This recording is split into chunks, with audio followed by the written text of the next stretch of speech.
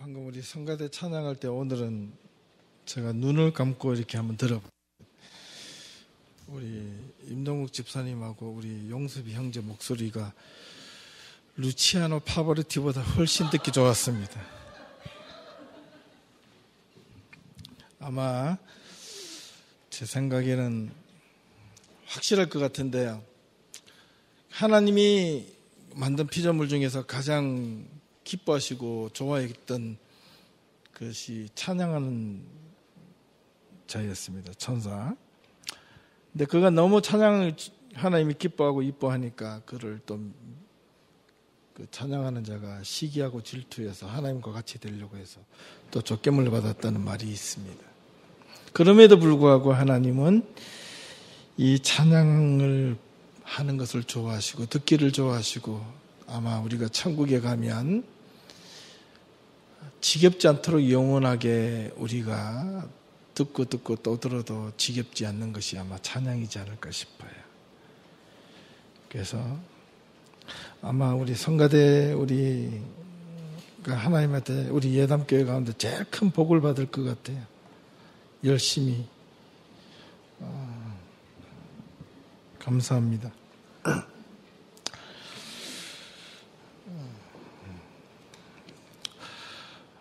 지난 7월 11일 영국의 그 유명한 잡지 가디언지라는 것이 있는데요. 그 인터넷에 한 기사가 올라왔습니다. 영국 국방부 미래안보 환경 보고서를 인용하여서 앞으로 다가올 2045년에 대한 세계적인 상황과 보고서를 이 영국의 가디언지에서 발표했습니다. 그 내용인즉 2045년이 되면 무엇보다도 국가와 정부보다 다국적 기업과 국제 범죄 단체들이 더 큰 힘을 가지고 또 곤충들을 이용한 환경 생물학적 전쟁이 더욱 많아질 것이다라는 전망을 했습니다.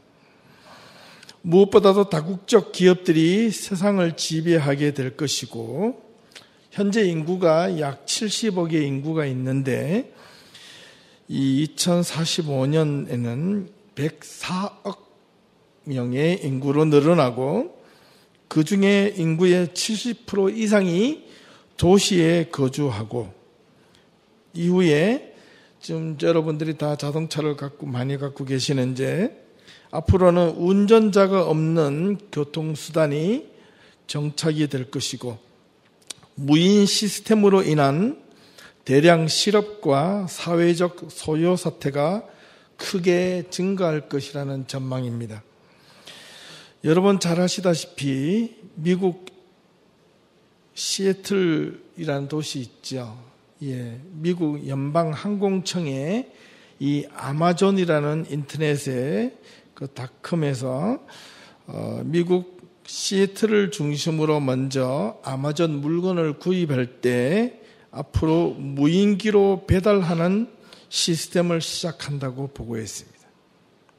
그래서 그 소식이 전해지자마자 이 아마존에 대한 주가가 5% 이상이 훌쩍 뛰었습니다. 들어보셨죠? 못 들어보셨나요? 왜 정보가 늦으신 거예요? 이 무인기라는 것은 이 프로펠러로 되어 있는 작은 상자에 그 헬리콥터 같은 건데요. 상자에 담아가지고 인터넷에 오더를 하면 그 바로 즉시 아마존에 있는 창고에서 그 박스에 실어서 집 앞으로 톡 드랍을 해준다는 겁니다. 얼마나 빠르겠습니까? 유통이 한층 편리하게 되겠죠.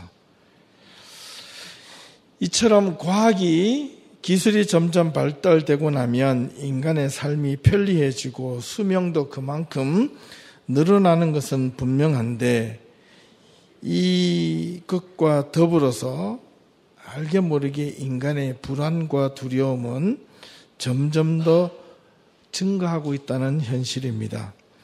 분명히 편리해졌지만 아마 이 아마존이 갖고 있는 이 시스템이 본격화되기 시작하면 이 긍정적인 이 활용보다는 행여 이 무인기 안에 가짜 아마존이란 마크를 달고 그 안에 폭탄을 실어서 그 집 앞에다가 떨어뜨린다면 어떻게 되겠습니까? 이제는 어마어마한 비극과 이 두려움이 현실화가 될 것이라는 겁니다. 인구가 증가하게 되어 점점 먹거리가 문제가 되니 대량 생산을 목적으로 유전자 조작식품이 늘어나게 되어 결국에는 인간의 신체에 치명적인 영향을 미칠 수도 있는 그런 음식들이 나옵니다. 겉으로는 괜찮다라고 하지만은 그러나 그에 따른 부작용들이 우리 주변에서 곳곳에서 일어나고 있습니다. 저는 이 슈퍼마켓에 가면 바이오라는 마크가 있는 것을 믿지 않습니다. 집에서 해먹는 게 가장 좋습니다.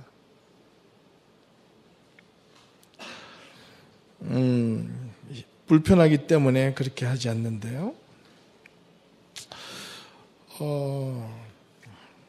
그리고 사람들이 많이 증가하니까 에너지를 사용하게 되는데 이 무분별하게 에너지를 사용함에 따라서 에너지가 고갈되어 가고 이 에너지가 고갈되니 이 에너지를 무한하게 생산하기 위해서 원자력과 같은 고성능 에너지를 개발해서 인간에게 편리함을 가져다 주었지만 반면 이런 어떤 원자력 에너지가 한 번 실수하면 이 엄청난 인류의 치명타를 일으킬 만큼 또한 위험한 수단이 되었습니다. 아시죠? 얼마 전에 일본에서 지진으로 일어나서 해일로 그 전체 지역이 지금도 어마어마한 고통을 받고 있답니다. 비공식적인 보도에 의하면 방사능에 유출된 그 물고기들이 미국 서해안까지 왔다고 합니다. 예. 물고기들이 몸은 하나인데 머리가 두 개인 물고기가 나오고요. 예. 유전자 변형을 하지 않았는데도 이 곡식들, 열매들이 기형적인 식품들이 생산이 되고 세상을 살아가는데 사람들은 무엇보다도 본심은 평화와 행복을 위하지만 그에 따르는 세상의 현실은 근심과 염려가 그칠 날이 없다는 뜻입니다. 잘 살면 잘 사는 대로, 못 살면 못 사는 대로 모든 사람들은 각자가 짊어지고 가는 근심과 염려들이 있습니다. 근데 생각보다 참 많습니다. 예, 배부르면 배불러서 죽겠다. 배고프면 배고파서 죽겠다. 더우면 더워서 죽겠다. 그죠? 추우면 추워서 죽겠다. 여름이 되니 빨리 겨울이 왔으면 좋겠다. 예, 겨울이 오면 빨리 여름이 왔으면 좋겠다. 왜 그리 불평과 근심과 걱정들이 많은지요? 5만 가지 걱정들이 우리가 살아가는데 마치 지뢰밭처럼 깔려 있습니다. 그러다가 작은 것 하나라도 터지면 우리의 삶이 불안하고 두렵고 힘든 것처럼 보여지고 또 그렇게 살아갑니다. 매사에 하나하나가 두려움과 근심의 연속 속에서 이 살아가고 있는 것이 바로 인생이 아닌가 생각합니다. 예. 네. 세상에는 돌아보면 근심의 종류가 두 가지가 있는 것 같아요. 하나는 세상이 주는 근심이 있고 또 하나는 바로 오늘의 본문의 말씀대로 하나님이 주시는 또는 하나님의 뜻대로 하는 근심이 있다는 겁니다. 이 말은 세상이 주는 근심은 항상 근심 속에 살아가는 것이라면 하나님의 뜻대로 하는 근심은 세상이 주는 근심과 다른 근심임을 오늘 성경은 언급하고 있습니다. 그렇다면 오늘 말씀을 통해서 이 세상이 주는 근심과 하나님의 뜻대로 하는 근심이 어떤 차이가 있는지 한번 살펴보고요. 우리가 어떻게 하면 하나님의 뜻대로 하는 근심이 우리를 새롭게 하고 우리를 힘있게 하는지 오늘 말씀을 통해서 살펴보겠습니다. 예, 앞서 말씀드린 것처럼 21세기 사회가 너무나도 현대인의 삶을 불확실하게 만들어가고 있습니다. 하루하루가 두렵습니다. 워낙 시대가 빠르게 변하고 불안정한 사회로 흐름 때문에 사람들은 이 걱정이 그칠 날이 없습니다. 왜냐하면 삶의 미래가, 내일이 불안하기 때문에 그렇습니다. 그래서 지나친 경쟁의식에 사로잡혀 있습니다. 미래에 대한 두려움이 자기 삶의 현실의 만족감과 감사함을 잊어버리고 살아간다는 뜻입니다.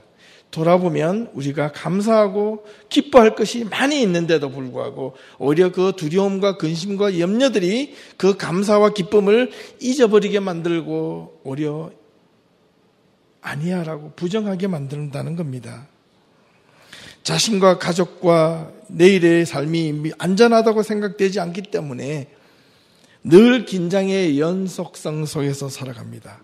그 어떤 사람의 얼굴을 보면요, 그 사람은 좀 여유가 있고 가진 것이 있는데 얼굴 표정을 보면 항상 긴장되어 있습니다.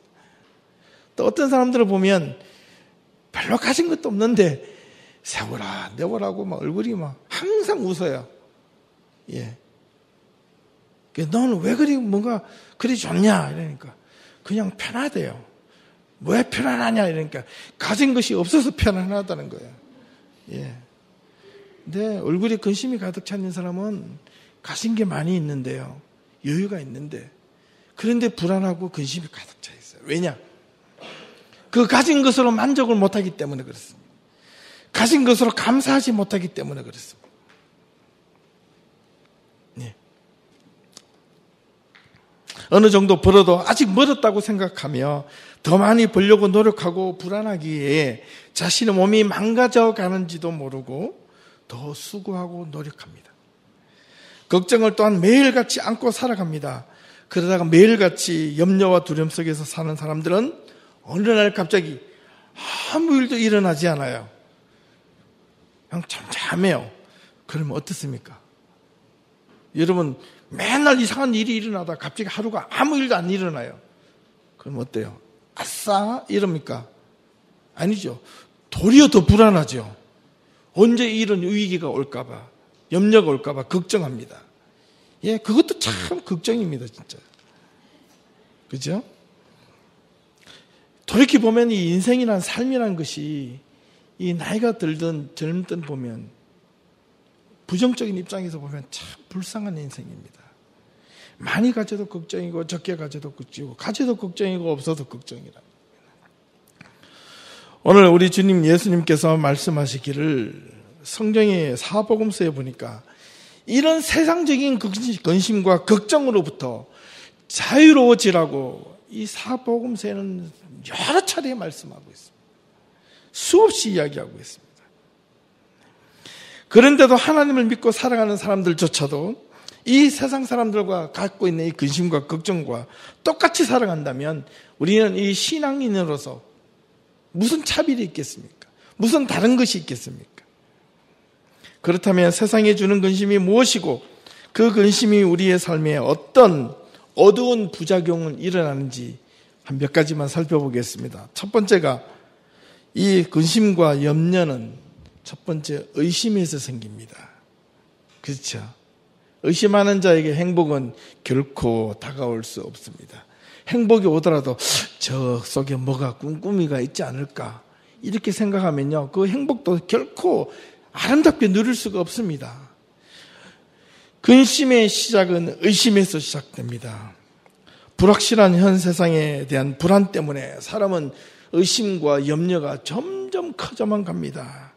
근심과 걱정은 믿음이 없기 때문에 생기는 것인데 지금 저와 여러분들은 이 예배 공간 안에 이렇게 편안하게 앉을 수 있는 것은 무엇 때문에 그렇습니까?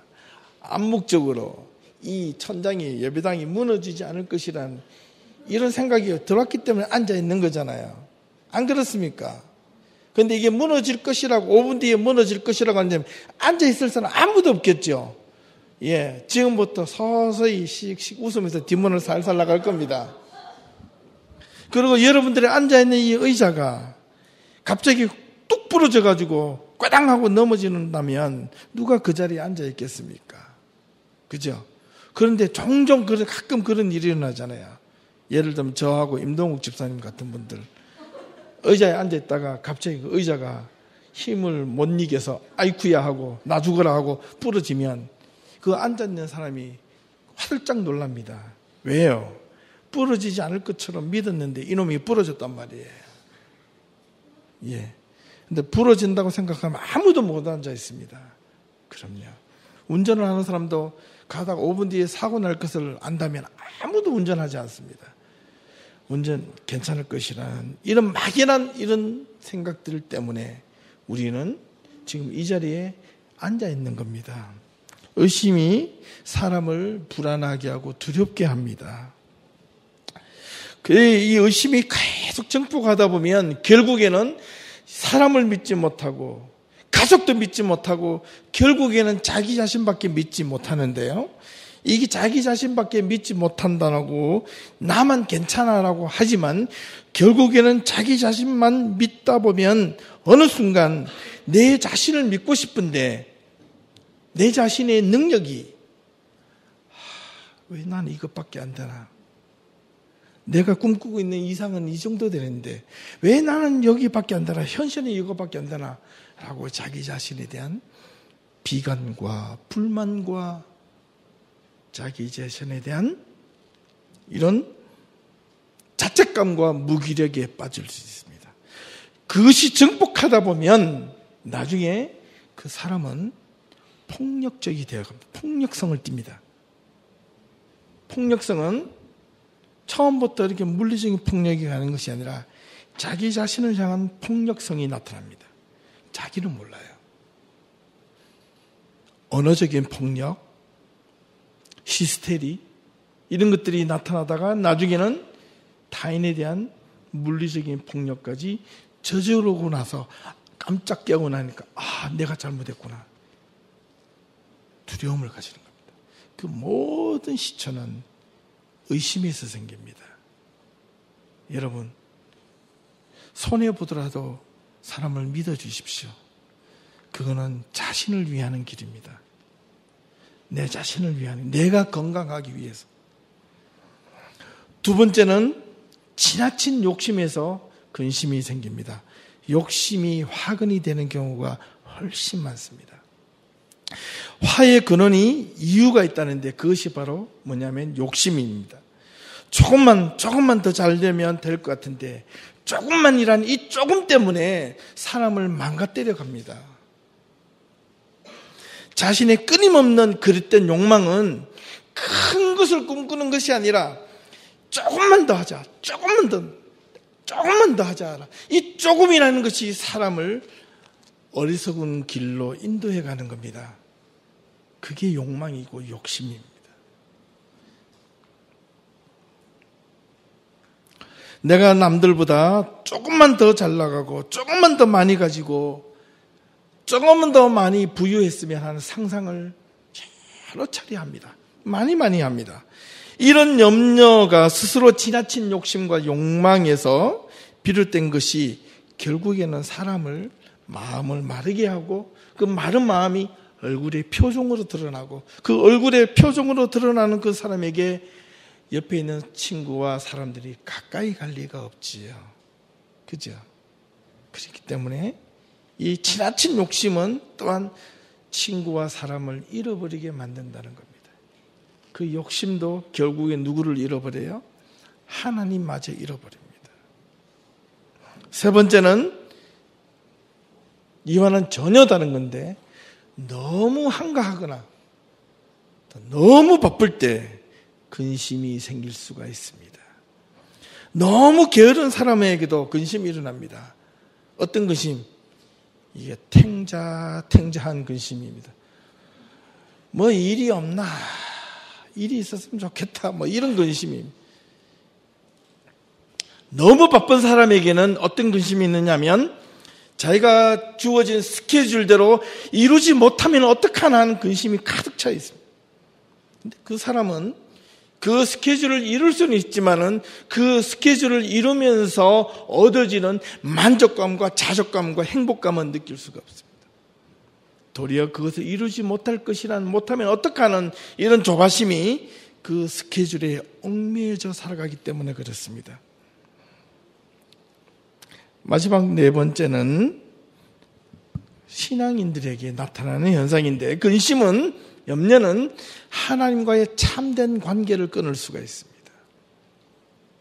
두려워 말라 내가 너와 함께 함이라는 이 말씀을 여러 번 하나님께서 우리들에게 하셨음에도 불구하고 하나님의 관계가 끊어지는 자들은 먼저 하나님에 대한 신뢰와 말씀을 불신하는 자들입니다. 성경 읽어보니 그렇게 열심히 살아라, 잘 살아라, 알지. 그러나 이렇게 살면 세상에서 손해보는데 어떻게? 이런 마음이 생기는 거예요.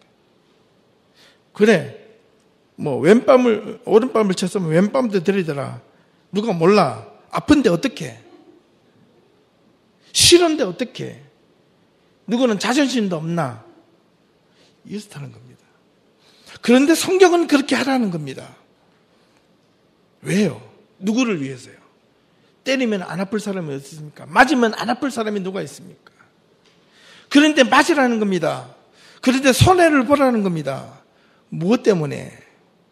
누구 때문에? 자신을 위해서라는 거예요. 생각해 보십시오. 때리고 자는 사람이 편하겠습니까? 맞고 자는 사람이 편하겠습니까? 옛날 어른들은요, 맞고 오면 편하다 그랬습니다. 요즘은 안 그래요. 때리고 오라는 겁니다. 엄마 아빠가 물려줄게. 어디 가서 세상에 맨날 얻어 터지고만 와. 이렇게 가르치는 오늘의 현실이 사람과 사람과의 관계를 끊어버리게 만들고 뿐만 아니라 하나님과의 관계도 끊어지게 만든다는 겁니다. 하나님이 나한테 해준 게 뭐가 있어? 하나님이 나에게 하나님의 말씀대로 성경대로 살았지만은 내가 얻어진 게 뭐가 있어? 열심히 섬겼지만은 나에게 얻어진 게 뭐가 있어? 라고 생각하는 순간 하나님과의 관계는 끊어지는 겁니다. 여러분 인생을 살아가면서 모든 사람이 항상 하이가 될 수가 없습니다. 또 항상 다운만 될 수도 없습니다. 인생은 마치 음악처럼 업앤다운이 있습니다. 예, 올라갈 때가 있으면 내려갈 때가 있고 내려갈 때 있으면 올라갈 때가 있는데, 여러분 우리 노래를 잘하는 사람들은 높은 음이나 낮은 음이나 다 같이 골고루 낼 줄 아는 사람들인데, 노래를 못하는 사람들은 어느 톤만 냅니까? 도레미파솔라 이제 멈추는 거죠. 그때부터 약간 다른 소리가 낼까봐 그때부터 입만 뻥긋거립니다. 그죠? 저음도 마찬가지입니다. 높은 소리와 낮은 소리는 극과 극인데, 그 높이 되었을 때, 하이 되었을 때 그 감정을 컨트롤할 수 있는 사람, 음악을 하는 사람들은 높은 음을 컨트롤할 수 있고 가장 낮은 음도 컨트롤할 수 있기 때문에 소리를 낼 수가 있는 겁니다. 미들 음은 대부분 다 냅니다. 여러분, 우리가 누구든지 할 수 있는 삶은 얼마든지 할 수가 있습니다. 그러나 높은 곳에 있을 때 낼 수 있는 사람과 낮은 곳에 있을 때 그것을 낼 수 있는 사람은 다릅니다. 왜? 훈련되어진 사람만이 할 수 있기 때문에 그렇습니다. 저와 여러분들이 인생을 업앤다운 할 때, 업이 될 때 막 좋아하는 사람과 다운 될 때 죽을 것처럼 생각하는 사람들은 자기가 삶 속에서, 마음 속에서 신앙으로 훈련되어지지 않았기 때문에 그럴 경우가 훨씬 많이 있습니다. 훈련되어지면 높은 곳에서 절제를 줄 알고 낮은 곳에서 힘들어해도 그것이 힘들지 않음을 주님의 말씀으로 다시 일어날 수 있음을 고백하는 자입니다. 여러분, 그런 마음속에 저와 여러분들이 항상 우리 하나님의 말씀으로 살아갈 수 있기를 바랍니다. 또 하나는 이 미국의 콜로라도의 롱의 봉우리가 있는데, 이 봉우리가요 400년 이상 된 큰 나무가 있었답니다. 이 나무는 옛날에 남북 전쟁할 때도 이 포탄과 이 총알에다 끄떡없이 지켰는데, 그리고 수많은 폭풍우를 경험해서도 나무가 부러지지 않고 든든하게 서 있었는데, 어느 날 그 나무를 찾아가 보니까 나무가 맥없이 쓰러져 죽어버렸답니다. 쓰러져 버렸답니다.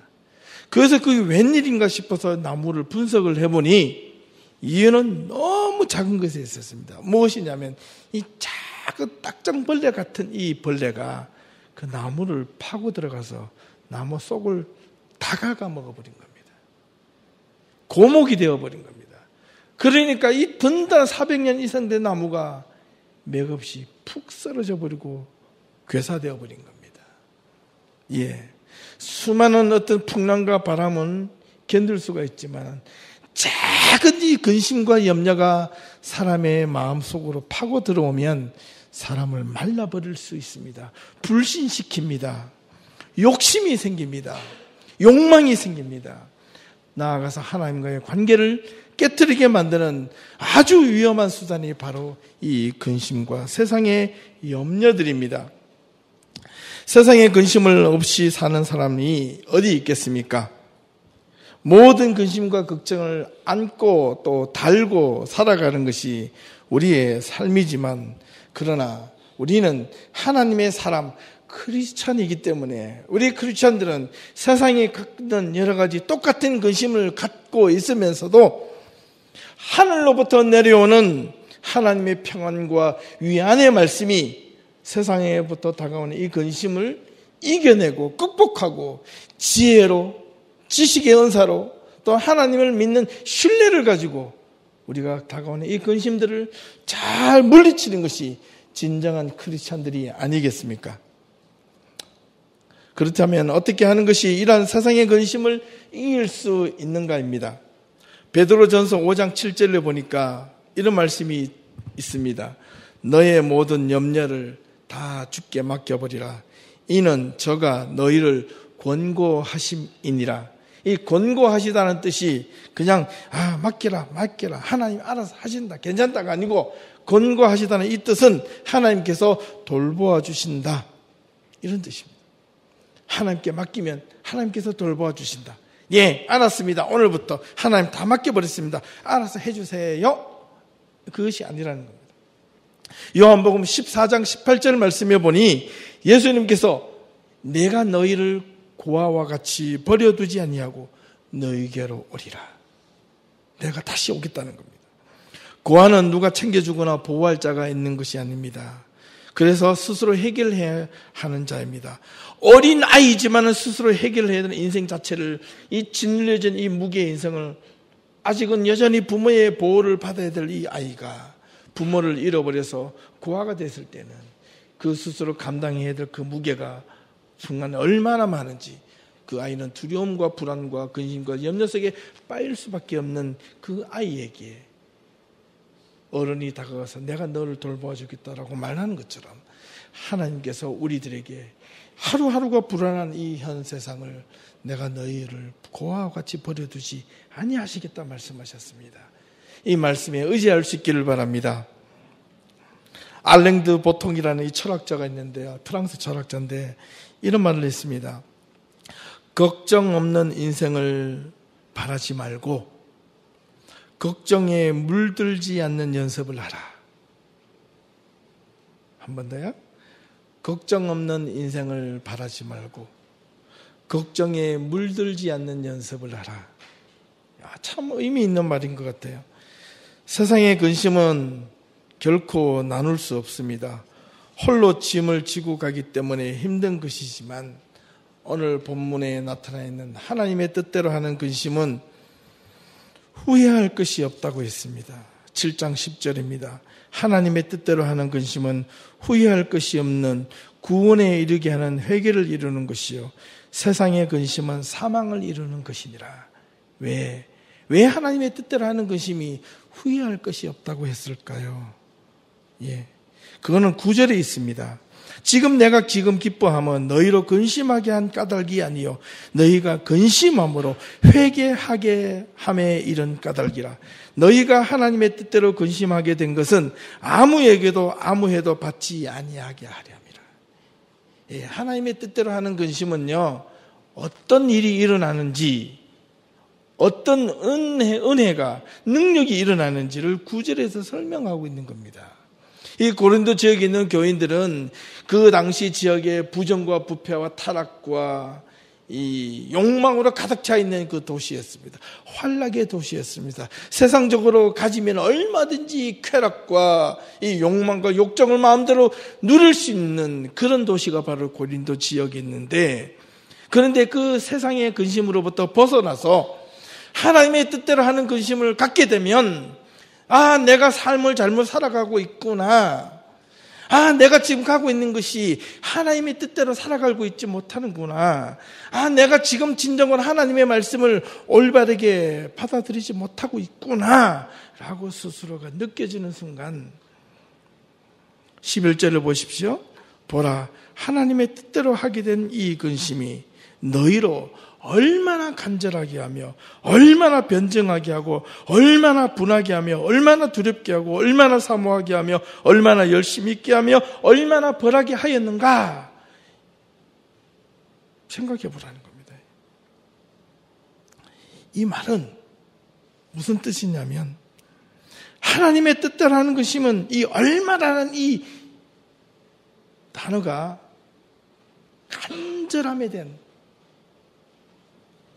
끓는 마음을 이야기하는 얼마나 간절하게 하며 내가 하나님의 뜻대로 하는 근심이 생기는 순간 내가 하나님의 말씀대로 살지 못하는 것이 얼마나 안타까운 것을 느끼는지 이걸 경험할 수 있어요.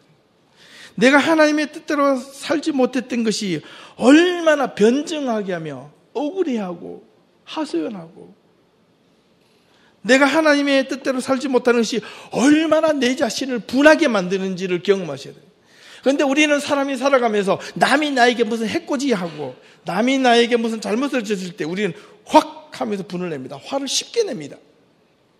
그것보다도 하나님의 뜻대로 하는 근심을 가진다는 내가 하나님의 말씀대로 살지 못하는 것에서 내 안에 있는 나 자신을 향하여 분노해야 한다는 겁니다. 내가 내 자신이 하나님의 뜻대로 살지 못했음을 억울해해야 한다는 뜻입니다. 하나님의 말씀대로 내가 섬기지 못했음을 억울해해야 한다는 겁니다. 얼마나 열심히 있게 하며 얼마나 벌하게 하였는가 마찬가지입니다. 내가 하나님의 말씀대로는 살지 못했어. 우리는 자식들에게 자식 있는 부모님들 아시죠? 자식이 잘못하면 오늘 너 뭐 벌 받아 뭐 할 거야 용돈 깎고 그다음에 오늘 뭐 밥도 없어 뭐 이렇게 하지요. 그런데 부모들은 자기가 잘못하고 나서 쓱 넘어갑니다. 여러분 한번 해보십시오. 여러분 스스로가 내가 하나님의 말씀대로 이번 한 주는 어떻게 살겠다고 했을 때 한 주 끝나는 그 시점에서 하나님의 살지 못했을 때 하나님의 말씀대로 살지 못하는 것에 대하여 자기 자신을 향해서 벌을 한번 내려보십시오. 이런 마음이 필요하다는 겁니다. 왜 자기 자신한테는 관대하고 왜 남한테는 그렇게 관대하지 못하는가? 자기 자신을 외유내강이란 말은 자기 자신에게는 엄격하게 하되 다른 사람들한테 관용을 베풀어라 그런 뜻이잖아요. 네, 하나님의 은혜를 경험해 본 신앙들은 언제나 현재 진행형이 되어야 합니다. 이 말은 하나님의 이런저런 하나님으로부터 과거에 그 어떤 놀라운 경험과 은혜가 있었다 할지라도 그런데 지금은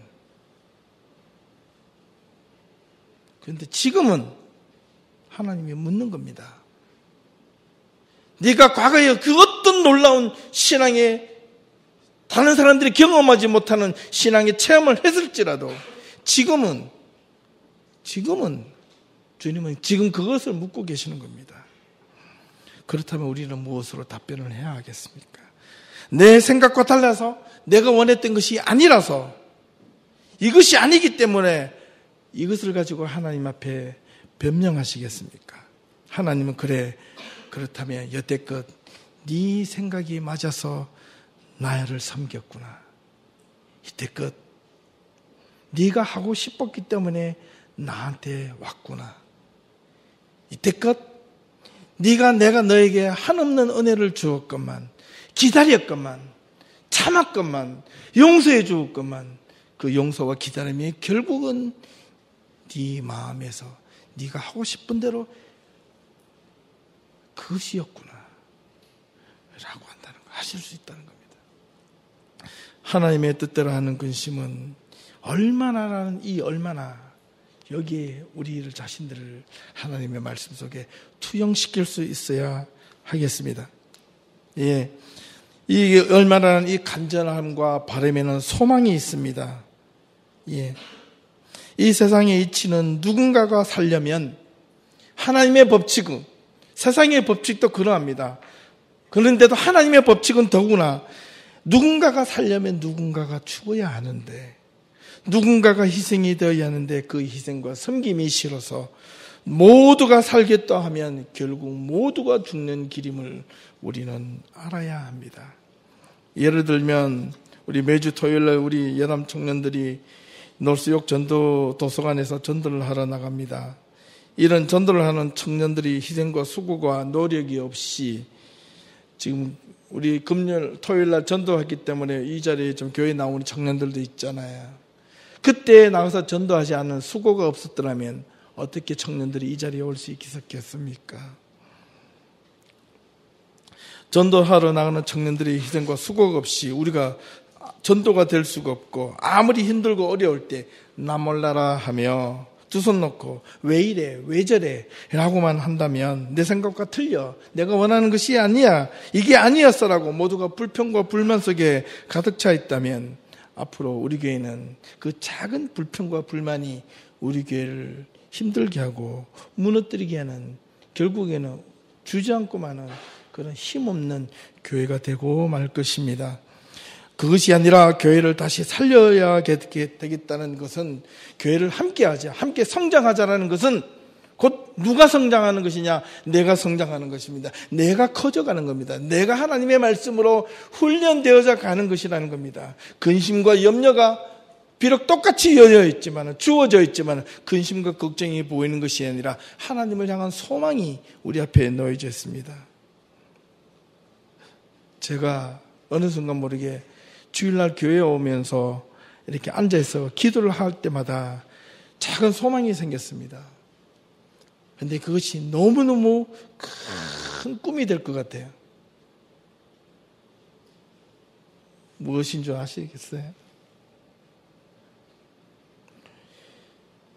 impossible possibility가 될 것 같은 그런 느낌이, 생각만 하니까 이게 전율이 오는 게 있죠. 한번 맞춰보시기 바랍니다. 제가 기도하고 싶어서 기도하는 것이 아닌데 우리 예담교회를 위해서 기도하는 순간 그거부터 떠올라요.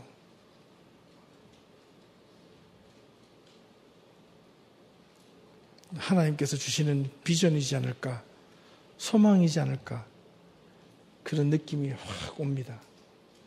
우리가 현실적으로는 impossible한 내용입니다. 그런데 우리가 그것을 possible로 바꿀 수가 있다는 겁니다. 절대로 현실적으로는 불가능한 일인데 믿음의 눈으로 보니까 가능한 일이 보이더라는 겁니다. 기도해 보십시오. 제 기도가 맞는지.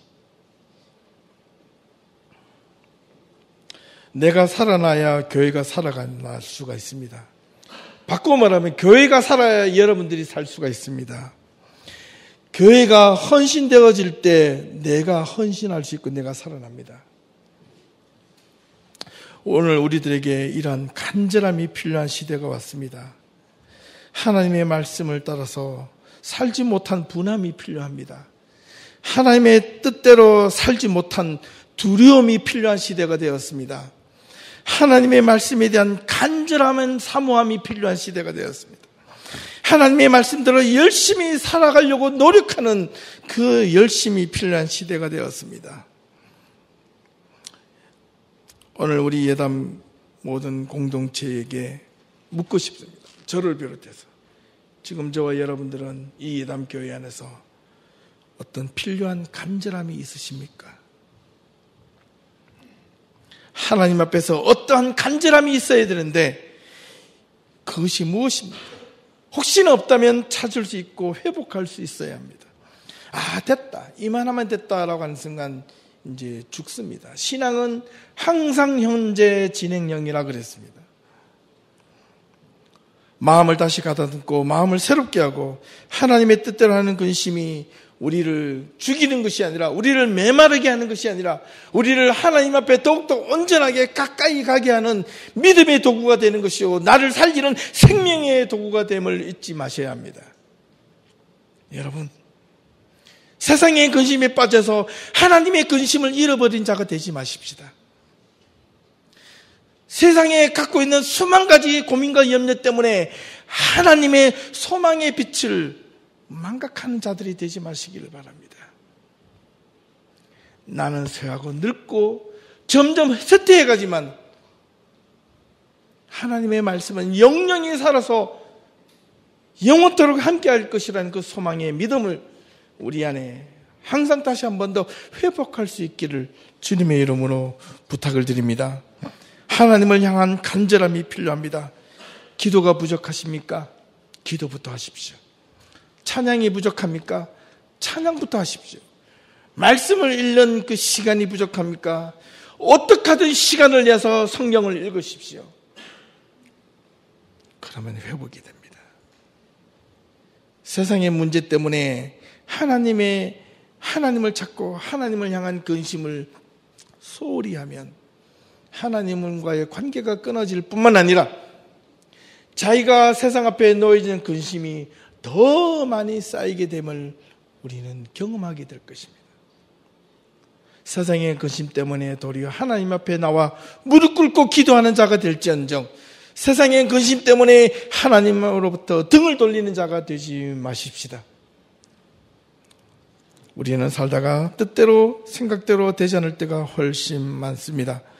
그럼에도 불구하고 성경에는 우리에게 이렇게 말씀하십니다. 너희에게 믿음이 없느냐? 믿음이 왜 부족하냐? 왜 믿지 못하느냐? 라는 그 예수님의 그 말씀이 제자들에게 하신 것이 오늘 우리가 의심이 생기고 두려움이 생기고 근심이 생길 때마다 그 말씀을 떠올릴 수 있어야 하겠습니다. 하나님을 믿고 신뢰한다는 것은 세상 사람들이 보기에 참으로 어리석고 정말 볼품없는 것일 수가 있습니다.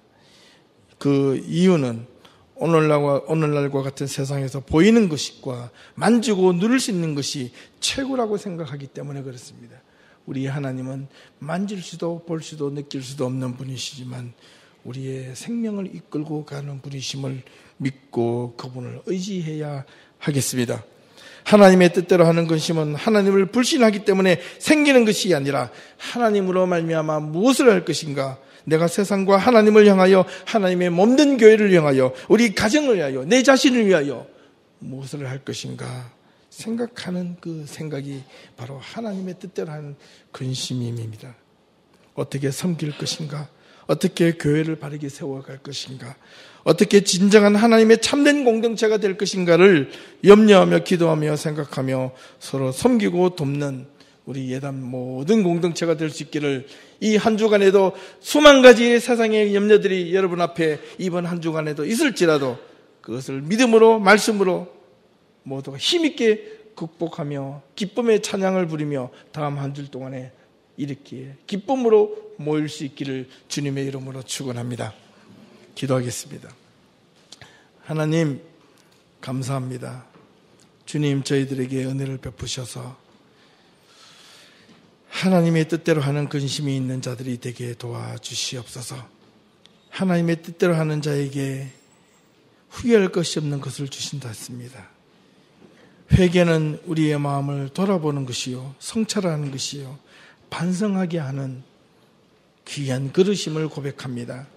하나님 우리 모든 예담 가족들에게 기쁨의 소망을 주시고 간절함을 주셔서 세상으로부터 주어지는 근심 때문에 고민하고 괴로워하는 것이 아니라 하나님의 뜻대로 하는 근심 때문에 세상을 위하여 기도하고 자신을 위하여 기도하고 가정을 위하여 기도하며 교회를 위하여 기도하며 섬기고 헌신하는데 열심을 내는 자들이 다 될 수 있도록 하나님 인도하여 주시옵소서.